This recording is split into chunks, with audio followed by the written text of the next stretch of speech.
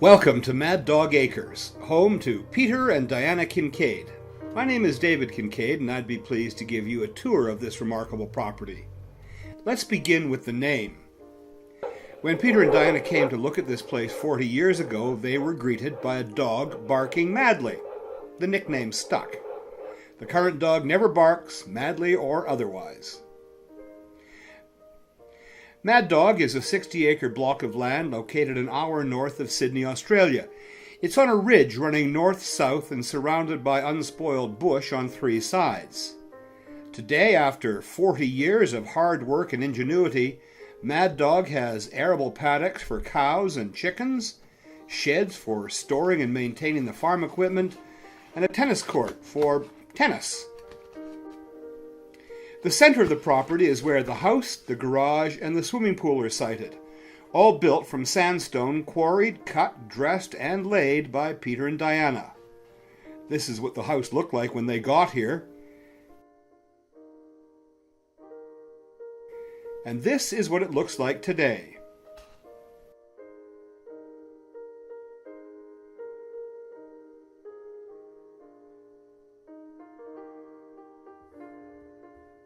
The iconic Australian windmill is one of my favorite parts of Mad Dog.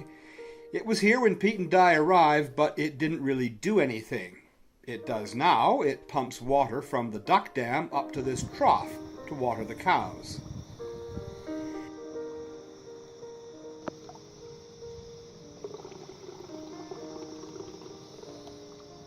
Now that the place is mature, there is less building being done, but there are lots of other jobs that are fun to tackle with my brother.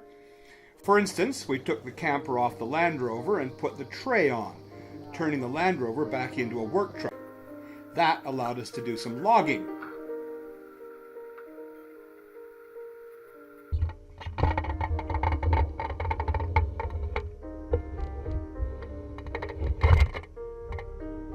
Pete's JCB backhoe is a remarkably versatile machine.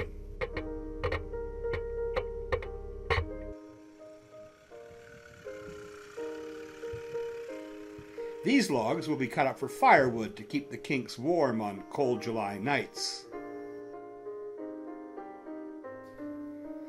One Sunday afternoon, Barry Hughes, the dam man, came to discuss water retention. The property has 5 dams, but only 2 really do anything. Those are the 2 that Barry Hughes dug many years ago. He told us the first thing we needed to do was to dig the sludge out from the 3 dams Peter wants to enlarge. Well, that's a perfect job for the Kink boys.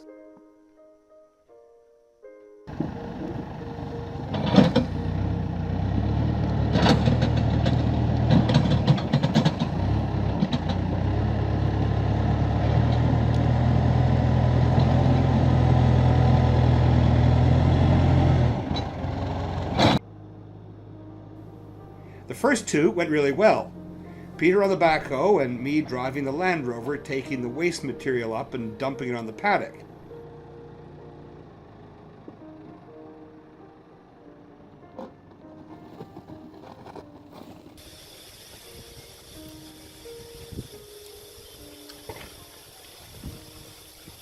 Then it was my turn on the backhoe. I drove into the big dam and immediately got massively stuck.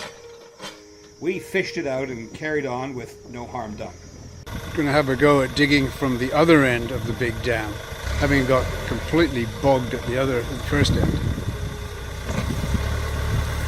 Good, good.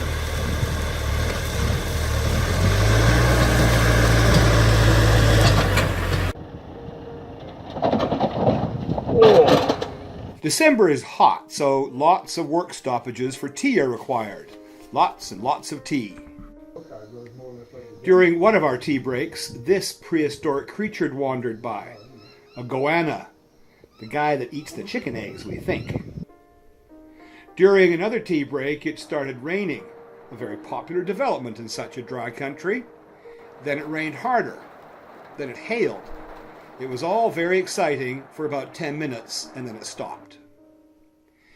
Swimming is the best way to beat the heat, but as you can see, the swimming pool was not looking very inviting. Too much green, not enough blue. We fixed that problem too.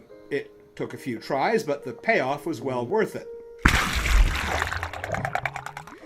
Streeling around the croquet lawn armed with an ice-cold beer while learning the finer points of the game is a very pleasant way to spend a sultry evening. Don't confuse this game with the one you might have played in the backyard as a kid. Real croquet combines the concentration of golf and the tactics of chess to produce a game of skill and cunning. Peter beat the daylights out of me.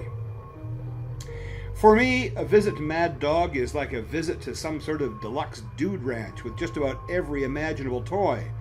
Tractors, backhoes, sports cars, Land Rovers. Mad Dog has it all.